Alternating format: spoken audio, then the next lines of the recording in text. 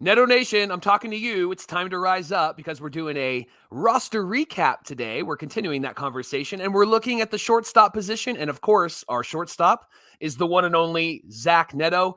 And we're going to ask this question: is he ready to begin 2024 as the starting shortstop? And what options do we have behind him? Because it doesn't feel like we have any options. And what do we have in the minor leagues? A lot to discuss. It's time to get locked on with Mike and John. And this is Locked On Angels. You are Locked On Angels, your daily Los Angeles Angels podcast. Part of the Locked On Podcast Network, your team every day. Thanks for making Locked On Angels your first listen of the day. You can find us anywhere you get your podcasts, including Apple Podcasts, Spotify, and SiriusXM by searching Locked On Angels. And if you want to give back to the Super Halo Bros for all the Super Halo content, here's some things that you can do. Leave us a rate and a review on Apple Podcasts. If you're watching on YouTube, hit that thumbs up button. And if you're not subscribed already, please subscribe and become a Locked On everydayer with us. And whether you're watching or listening, come over to YouTube, leave a comment. It's one of the best ways to get in touch with John and I and be a part of the conversation. And today's episode is brought to you by Game Time. You can download the Game Time app, create an account, and use our code Locked On for $20 off your first purchase. Thanks for being here for this episode of Locked On Angels, where it's your team every single day. You've got the Frisch Brothers here with you, a.k.a. the Super Halo Bros. My name is John, and that's my brother Mike. And my name is Mike, and that's my brother John. Mike, we're back to 5 days a week. We hope that you've been enjoying the roster recap. We're getting into shortstops. We've got third base coming up. Very exciting stuff the rest of this week, of course. But I'm excited to talk shortstop. But before we get to that, we just want to say another big thank you to everybody who voted for us for the Sports Podcast Awards, making us the third best baseball podcast. How about that? Third best. Bronze all day long. Bronze, baby. That's all we're looking for, right? We're continuing our roster recap today as the Halos prepare for 2024. We're going to take a look at the shortstop position, starting with Zach Neto. Then we're going to discuss who's going to start behind him, maybe fill in for him, both on the team, and who's available in the minors. Mike, why don't you get us started with our guy, Zach Neto? Yeah, Neto wasn't on the roster at this time last No. year. He was in Double-A, and he wasn't really somebody people were considering. He was a great name, but he wasn't somebody people were considering. What's that line from Seinfeld where they say Kramer lives in a fantasy camp because he falls butt backwards in the money? And Yes. That's what I think of when I think of the fact that the Angels fell butt backwards into the fact that Zach Neto is really good and was really ready to play shortstop last year because they didn't have an answer, Mike. They didn't have an answer for shortstop last season coming into 2023. It was like you had all these choices: Trey Turner, Carlos Correa, Xander Bogaerts, and they did nothing. And I know that they had Gio and whatnot, but right, man, just the fact that Neto came up and filled that role last year was a blessing for the Angels. Well, and he got called up because of defensive issues. The team was really struggling, and it felt almost like they were like, just bring him up. Let's see what he can do. Bring him up. So let's go back to 2023 for a moment. Neto was 22 that season in 84 games, and he played 84 games and had 329 plate appearances. Here's his slash line: 225 batting average, 308 on base, 377 slugging, and a 685 OPS with an 89 weighted runs created plus. 100 is average, so that's where you want to see players at. He had a 1.1 WAR, 65 hits, Johnny, 17 doubles, 9 home runs, 38 RBIs, stole 5 bases, 38 runs scored, walked 20 times, and he struck out 77 times. And John, the stat that not many people count, but with Zach Neto, you have to count it. He was hit by pitch 16 times last year. That poor guy. 16. Good I know. grief. Poor guy. Let's bubble wrap him up, right? In the 55 games that Neto got into, 52 of them were as a starter from April 15th to June 14th. This was before he went to the IL. He actually had a really good start. 259 batting average, 338 on base, 431 slugging, and a 769 OPS, 12 doubles, 6 home runs. Johnny, the Angels were 31-24 in the games that Neto played during that stretch. And then he got hurt and then he returned, and everybody was excited when he returned, but he really wasn't the same guy when he returned, right? Yeah, starting on July 14th when he came off that first IL stint, he struggled before he went back on the IL on August 3rd. So from July 14th to August 3rd, he had a 180 batting average, 226 on base, 340 slugging, and a 566 OPS. Finally, he came back on September 11th, and he finished out the season with a 169 batting average, 286 on base, .262 slugging and a .547 OPS. Mike, it feels like that, right? Just the eye test. I mean, I look at these numbers and I recall him really struggling when he came back. Now, the first IL stint was because of the oblique epidemic that was going around the Angels at the time. Yeah. And that was a problem for a lot of the team. Is there a vaccine for that? let's see if we can solve that problem real quick, right? get your Pfizer oblique injection, right?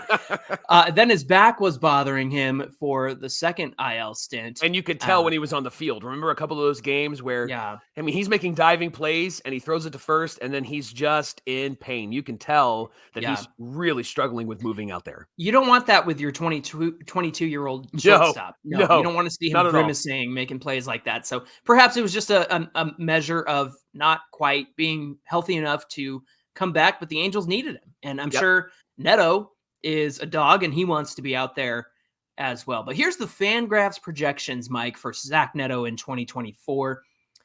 249 batting average, a 328 on base, 422 slugging, and a 750 OPS. They say he's going to create a weighted runs created plus of 105, 5% better than league average, and a 3.0 Fangraphs WAR. They think he's going to score 80 runs, 75 RBIs, get 44 walks, and strike out 140 times. Should we be concerned about the way Neto finished the season after returning from the IL both times? Or is the first 55 games that he played, is that a better picture of who he is? What do you think? I think that the first 55 games is a better picture of who he is. However, we have to consider injuries and we have to consider the fact that major league pitchers will catch up to you, right? They're going to figure you out. And so Neto is coming up and not playing in the majors and having to do this for the very first time. He went from college to minors to majors real fast. It's the Angels' MO, right? And so him struggling is not a surprise, but then you have the injury factor. And so it's hard to make a really great statement about like who he really is. But I do think that what we saw when he first came up, the energy, the excitement, the guy that was going to swing at a good pitch, the guy was going to make contact, he was going to come through when you needed him to be, somebody that comes through. I think that that's who he is because that's who he was in college. That's who he was in the minor leagues. He's somebody that is a talented shortstop offensively and defensively. And so I wouldn't get too caught up in the numbers afterwards because of the injury. I do think pitchers maybe started to figure him out a bit, but he's having to fight the oblique injury. He's having to fight the back injury. And then the Angels were just, flat out terrible. And so being able to play at top level when everybody around you is not playing at top level, that's hard to stay focused, especially with all the distractions the Angels had with Rendon and Ohtani and everything. Well, and when you consider the fact that when he came up, he was leading off in front of Shohei Ohtani and Mike Trout and Anthony Rendon.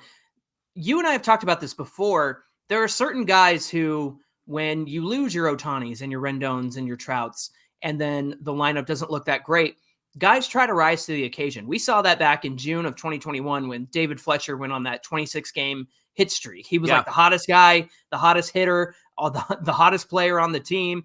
And he did that because I think he was kind of rising to the occasion. But eventually that catches up with you and you're not that guy. You're not, you can be that guy for a little bit. And perhaps Neto was pressing a lot when he came back from injury. Number one, because he wants to be better than his injury. But number two, he's a guy that they came to rely on because the fact is a lot of those guys are out of the lineup at that point. And so you really put a lot of pressure on yourself, I think, in those situations.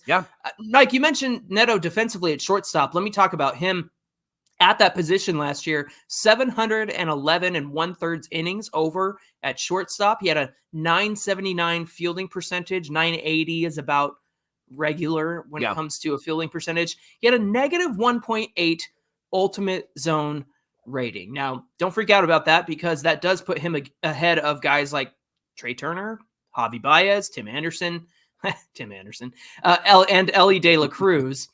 Now, here's what I think is important. 3 defensive runs saved. He had 1 run above average, which is a fielding run prevented, and 1 out above average. That ranks him for the 73rd percentile in all of Major League Baseball last year. Puts him in the same company as Carlos Correa, Ellie De La Cruz again, Corey Seager, Anthony Volpe, they all had one out above average. By the way, just for reference, Dansby Swanson, who a lot of people were like, don't sign Dansby, 20 outs above average last year. Dang. First in all of Major League Baseball. Homie had a season.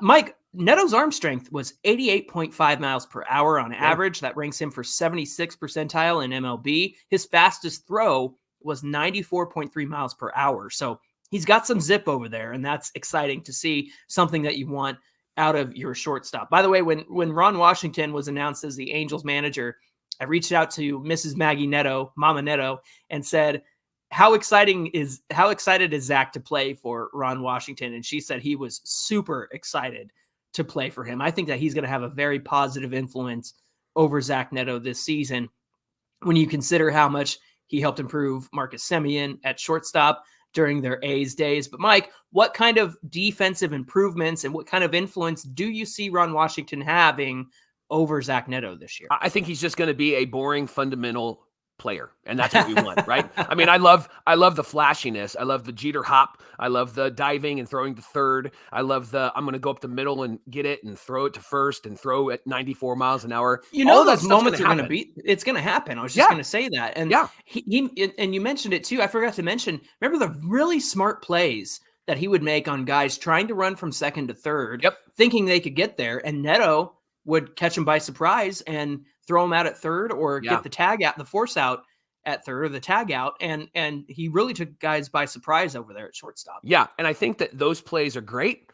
I think that what Ron Washington will bring is a necessary, boring, fundamental baseball where you don't have to make those plays to try to get out of the inning, because the Angels are going to be playing good defense all the way around. And so Neto was great last year. And I think that having Ron as his manager and having the team that he has, Ryan Goings, around him as an infield coach, I think that we're going to see a guy who already has good hands and already has good defense.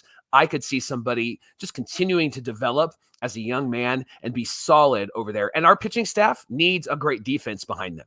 Yeah, absolutely. That's a really good point as well, especially with some of these guys who really struggled with the defense behind them. I mean, Patrick Sandoval is one that comes to mind. I mean, his Achilles heel has been the errors behind him when he's been pretty good on the mound in the past. Hey, we want to thank you for making Locked On Angels your first listen of the day. We're just getting started here on Locked On Angels. Coming up, is Rengifo a suitable backup at shortstop? And what are the options that the Angels have beyond the bench, including in the minor leagues? We're going to talk about all of that coming right up. Hey, if you're looking for tickets for anything, concerts, games, whatever it might be, check out Game Time. Game Time is the only ticketing app that gives you complete peace of mind with your purchase. You can see where you're going to sit before you get there, so you know exactly what to expect when you arrive. They have all-in pricing, which shows up before you hit, yes, I want these tickets, so that you know that there's no hidden fees, and you're going to get a really great deal. And you can buy tickets real quick, 2 taps and you're set. And Game Time is obsessed with finding ways to help you save money on tickets. They have tickets right up until the start of the event and even an hour afterwards. And this is what's so great about them. They can help you find those last minute seats. If you're like, I want to go to a game, let's go right now. And they're going to find seats for you, which is great. And then they have zone deals, which you pick a section, Game Time picks the seats, and they save you about an average of 18%. So help Game Time help you and be a great relationship, right? And then there's the Game Time guarantee, which means that you'll get the best price all the time. They're going to find tickets for you, or you can find tickets. But if they give you tickets, you buy them, and then later on you go, I wonder if there's going to be anybody next to me, or I wonder if there's any better seats. And you go back and you search for it, and you find tickets in the same section and the same row for less. Game Time, they got your back. They're going to credit you 110% of the difference. So you really get your money back, and then you could buy tickets for another event, which is fantastic. So take the guesswork out of buying tickets with Game Time. Right now, all Game Time users get $100 off a big game ticket with this code, Vegas100. There are some terms that do apply. So download the Game Time app right now. Use this code, Vegas100, for $100 off the big game on Sunday. Now, if you're like me, you're like John, you're not going to the game, you want to sit on your couch, then get tickets and use our promo code Locked On, and you'll get $20 off your first purchase. Download Game Time right now. Last minute tickets, lowest prices guaranteed. Thanks for making Locked On Angels your first listen every day, which is part of the Locked On Podcast Network. Of course, you can head on over to Locked On Sports today, my friends, because they are covering the top stories of the day 24/7, 365. In fact, it's the world's first national sports 24/7 streaming channel. You can find it on YouTube. Just search Locked On Sports today. You can get insights and expert analysis from all the Locked On hosts from the local level to the national show. So head on over to YouTube and subscribe to the first ever 24/7 national sports streaming channel. Johnny, as we do the roster recap and we talk about the infield, we'll say this pretty often. A lot of the names that we'll talk about as backups are going to be names that we talked about as backups at other positions. And this is going to be kind of the same story as we talk about a backup for Zach Neto. There's a lot of overlap on this team. Right. Yeah. And so the only really viable option as a backup for Zach Neto in the majors is Luis Rengifo. And Rengifo is a guy who can play everywhere. We talked about him on the show where we did second base. Now, he has a career 616 innings at shortstop with a 1.7 career UZR at short. His best year, Johnny, was in 2021. That's a negative. That's a negative. Oh, I said negative. 1.7. Negative 1.7. Yeah. Not a positive. Not a positive. But he did have a positive in 2021. It was 2.4. So yeah, I was shocked to see that. That's a big jump. So whatever he was doing then, he needs to do it again, right? His career fielding percentage at short is .947. Now let's talk about last year. 203 innings, had a negative 3.7 UZR, negative 6 defensive runs saved, negative OAA, and a negative RAA, which are ways that you can evaluate fielding, right? And so, it's a -5 outs above average, -3 runs above average, or fielding runs prevented. Worst career performance at shortstop, Mike. A 920 fielding percentage. With Rengifo, like, the versatility is great, but with Rengifo, it's like what's the phrase? Like, jack of all trades, master of none, right? Like he can play there, and he can be a suitable backup, but this kind of makes me nervous. So I need to ask you this question. If the Angels are going to let Rengifo be the utility guy for second and short and third base, is it possible that Ryan Goins and Ron Washington are going to help him handle those duties? Do we see him trying things out in spring training and getting some reps in over there before the season starts? I would have him play all of those places, not where he normally plays. I would have him play all of the places where I need him to be a great backup. And I would have him playing pretty often. And I would also create scenarios in spring training where he's coming in situations where he would probably come in the regular season, right? Where 7th, 8th, 9th inning, that kind of thing. Yeah, where they're doing some defensive shifts, or they're bringing him in and giving Rendon an opportunity to get off of his feet, right? I would do some of that stuff as well. You have to guess that he is going to get some good instruction from Washington and from Goings. But the truth is, like, that instruction is going to be great, but Rengifo has to apply it.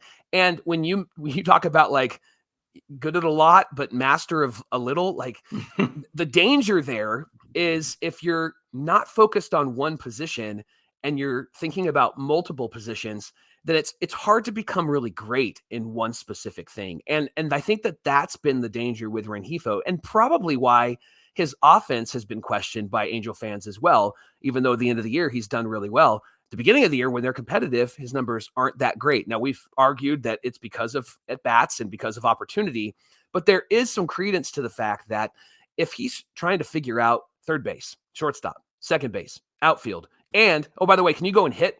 Right? Like, and be a switch hitter, by the way. Hit from the right side, hit from the left side. Yeah, exactly. Like, so he's got a lot going on in his head, and so I think that plays into it. So I think the one thing that Ron Washington and Ryan Goings can do is maybe just get him focused on, no matter where you are, here's what you need to do.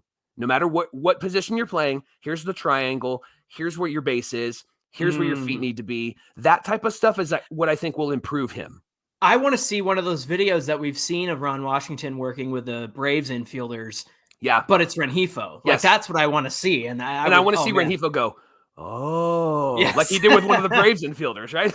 I just say, like, the fact is like Rengifo, I think, really loves to be part of this team. And we see that with the interviews. Like, he's always taking interviews, always trying his best to, like, talk to the fans and, like, using English and stuff. Like, that's just really impressive. And the fact that he tries so Yes, I think that's what it is. Endearing. And he's really grown on me the last few seasons because I think he's risen to the occasion when the Angels have needed him to. So that's an interesting point on Rengifo. Hey, during our second base discussion, we brought up the importance of Michael Stefanik coming off the bench. And here's what our thoughts were on that. The Angels can use Zach Neto at short. They can use Rengifo to back him up. Stefanik, I think there's a bigger need, especially at third base, and he can also play second base. If something were to happen to Neto and Rengifo and they needed to bring somebody up, then I think Kyron Paris is the guy that you bring up from the minors. So all of that to say, Stefanik is the guy who starts the season off the bench. But if you need that true shortstop backup, let's bring up Kyron Paris. In fact, if that's the case, let's take a look at Kyron Paris and his career at shortstop. Mike, in the minor leagues, he's had 1,476 and 2/3 innings at shortstop. He's got a .936 fielding percentage across those innings, but as a young player, as a young rookie, he really struggled at shortstop early on, so that kind of tanked his fielding percentage, and it kind of weighs those early years kind of weigh it down. So perhaps a more accurate look is his time in Double-A with the Trash Pandas in 2023. He had 693 innings over there. He had a .956 fielding percentage, 14 errors in Double-A. When he came up to play with the Angels last season, he did get into 9 games, 76 innings at shortstop, and he made every play he was supposed to, 1,000 fielding percentage. Now, obviously, that's only 9 games and 76 innings, but hey, you did it. You didn't make any mistakes. That was good for 2 defensive runs saved, 2 outs above average, 1 fielding run above average, and he had a positive 1.2 ultimate zone rating, Mike. So we've got Neto, obviously, who's going to start, and then maybe the option behind him would be Rengifo, and then possibly Paris being a suitable defensive replacement, right? Like that I think would be a great way to look at this roster right now. Absolutely. And let him work in the minors to start up the season, get him prepared for the possibility of coming up to the majors, because I think at this point, his path is clear. Hey, we need you to get good at shortstop. So when the time comes, we need you to be called upon. You're going to be ready for it. It's almost the Super Bowl, and a lot of people are saying that the Super Bowl is a pick'em game.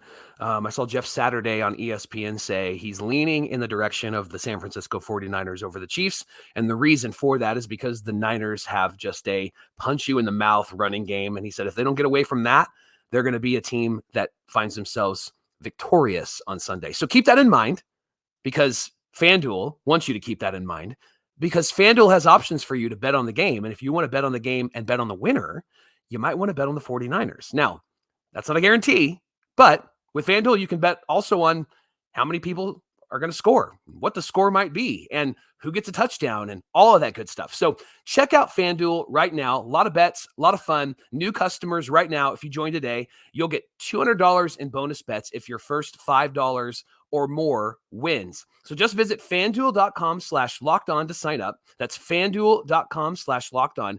And you can make every moment more, and the Super Bowl more, and your Super Bowl party a whole lot more with FanDuel, an official sportsbook partner of the NFL. Mike, as we continue our conversation on shortstop, let's imagine for one moment, I think you did it the other day, the Wayne's World. Let's close our eyes and imagine for a moment that there is a scenario in a game where Neto and Rengifo end up being unavailable for shortstop. Because if there's one thing we know about the Angels, it's that they're the ones who are going to end up in a situation like this. If anybody can pull it off, it's the Angels, where they're going, who's going to play shortstop, guys? Right. And case in point, Taylor Ward at first base last year. Yeah. So I brought up some stats here for the guys who are on the team, but then I want to look beyond the team and into the minors if there's a situation where they need to call somebody up beyond Kyron Paris. So let's start with Brandon Drury. Most recently, Drury did pick up a few innings at shortstop with the Reds in 2022. It was only 4 innings, but that's the kind of situation we're talking about here, where it's like, oh shoot, we need somebody to finish this game. Drury, can you give us 4 or 5 innings, 3 innings, whatever it might be, to just help us get through this. Coming into 2023, Drury did say he wanted to compete for shortstop during spring training. Obviously, that didn't happen, but just the fact that he was willing to do that, I think is interesting. Maybe he gets some reps there just to, get some work in just in case down in Tempe. That would be nice to see. Kind of like what we mentioned with Rengifo, getting some reps all over the field during spring training. Why don't you talk about Michael Stefanik? Yeah, Brandon Drury feels too big for shortstop. That's just my eye test. Yeah, right? I get that. Feels like putting Frank Thomas out there, right? In a pinch, in a pinch. Yes. To your point, in a pinch. And I think with Stefanik, in a pinch, that would be a quick, hey, help us out, because he's an infielder. Hadn't played at short since 2021, but he does have over 550 innings there and a 972 fielding percentage. And again, in a pinch, he might be able to handle a few innings there since he's played third base and played second base. If you play third base, you probably can play short, right? Like if you played third base and had the hot corner, shortstop is a little bit more ground to cover, but I think Stefanik could handle it. But Johnny, what are the other options that the Angels have in the minor leagues? Well, they got Richie Martin, or might be Ricky Martin. I don't know. But the fact is that Martin was signed to a minor league deal with the Angels back in January. He played shortstop for the Orioles on occasion from 2019, 2021, and 2022. In fact, in 2019, he logged 785 innings over there. Now, he did have a negative 4.2 ultimate zone rating and a 971 fielding percentage. In 2021, he only got to 262 and 2/3 innings. He did have a better ultimate zone rating. It was a negative 1.4 and a 955 fielding percentage. Then in 2022, only 17 innings with the Orioles, and he had a positive 0.1 ultimate zone rating and a 900 fielding percentage. So I just another guy who is like the 5th guy on the list when it comes to the Angels and needing somebody to play shortstop. One of those situations that we've often said, you hope you don't see this guy in 2024, but if you need him, if there's injuries, if there's something going wrong, then he's a guy who's been there before that you can call upon to help you out at short. Yeah, John, there's really 2 intriguing options in the minor leagues, and that's Errol Vera and Denzer Guzman. Now, both of these guys should not be in a hurry to get to the major leagues, right? The Angels can't rush these guys because they need to marinate a bit. And this would be a worst case scenario if we saw Errol Vera or Denzer Guzman in the major leagues because something went incredibly wrong, and that's why they're there. Now, Vera joined the Trash Pandas and got into 14 games last September. And maybe when the rosters expand, Johnny, Vera could get a look at short because he is somebody that perhaps could be a future shortstop or a future maybe second baseman for the Angels, right? Yeah, he had a really good showing in Double-A last season. I know it was only 14 games, but look at the rate the Angels are bringing guys up. Not saying that they need to bring him up, but I think that they would give him a look at the end of the season. Sure. And then there's Denzer Guzman, who probably won't be called on because he's only in single A. And so he's in the IE where I live. And so I get to go and see him, but he's really struggled beyond rookie ball level. And again, when we talk about the Angels, we have a lot of potentials and a lot of really good names, but guys that just need time. And this is one of the reasons why you don't find these guys like on the top prospect list for MLB, because these guys haven't marinated for a while. They haven't had time to develop in the minor leagues, and the Angels have just rushed a lot of people through. So I hope we don't see those guys at all, because I would love to see them develop. I'd love to see them grow their game. I'd love to see them become the player that they could play. But these would be options if something happens and the Angels need to bring up somebody to at least handle shortstop, similar to what they did with Levan Soto, right? With Levan Soto, they brought him up. They needed somebody to play, and he played really, really well. And he would have been a name that would have been a part of this conversation, but the Angels knocked him off the 40-man roster. And as of this recording, we're not sure where he is going to land or if he'll clear waivers. Hopefully he clears waivers, and the Angels then can have him sign a minor league deal or be on one of their minor league teams. But those are the options. It seems kind of thin, which is nerve-wracking, right? Because there isn't, it's Zach Neto and everybody else. And Neto was really one of these guys we'd be talking about last year saying, oh, he's down there. Maybe we don't want to bring him up just yet. Now, Johnny, he's the starting shortstop. Yeah. He's the guy we're relying upon. And thank goodness, to your point at the beginning of the show, that he has proven himself that he can be somebody that can handle this and grow into this position. Absolutely. And I also think, Mike, that I would not be surprised if the Angels add another minor league guy on a minor league deal, or they pick somebody up off the waiver wire. I know that you and I have talked about so many depth moves this offseason, and depth is not that exciting. No. But if there's one area that the Angels need some depth, it's a guy who can actually play shortstop, not an up the middle guy who can maybe kind of do it. I think they need a true shortstop. Yeah. I think our friend William in the comments on YouTube would be happy with this. Maybe they go Tim Anderson. Maybe they sign him to a deal and utilize him between second and shortstop, because Interesting. I know at the beginning of the offseason, you and I were like, nah, we don't need him. But here we are at the beginning of 2024, and maybe there's a spot for Tim Anderson, especially with the need that the Angels have at shortstop beyond Zach Neto. Yeah, if he came and played short, hopefully he would just knock it out of the park, right? Thanks for making Locked On Angels your first listen of the day. Everydayers Locked On has launched the first ever national sports 24/7 streaming channel on YouTube. Locked On Sports Today is here for you 24/7, covering the top sports stories of the day with local experts of Locked On, plus our national shows covering every league. So go to Locked On Sports Today on YouTube and subscribe to the first ever national sports 24/7 streaming channel.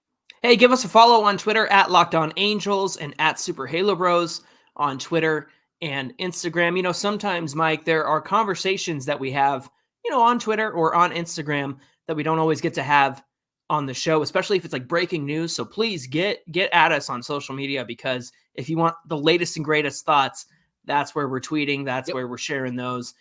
So make sure you catch us over there on social media. Mike, what do we have on deck for Friday's show? We're continuing the roster recap, and we're going to talk about third base because we have to. And you know who that means. We're talking about Anthony Rendon. So what's he got in store for us this year? What does he have? And Johnny, this is a question I don't want you to answer right now. I want you to answer tomorrow. If he plays like we know he can play, we'll all be forgiven. Let's chat about that tomorrow on Locked On Angels. We'll all be forgiven. Don't answer it tomorrow. Tomorrow. I got plenty of time to think about this one. I love it. All right, friends. Thank you for being here. We'll be back tomorrow, Friday, before the weekend. So we're excited. We hope you'll join us for that. Until then, my name is John, and that's my brother Mike. And my name is Mike, and that's my brother John. Thanks for being here, everybody. And we'll see you back here on Friday. We'll all be forgiven. Wow. Interesting.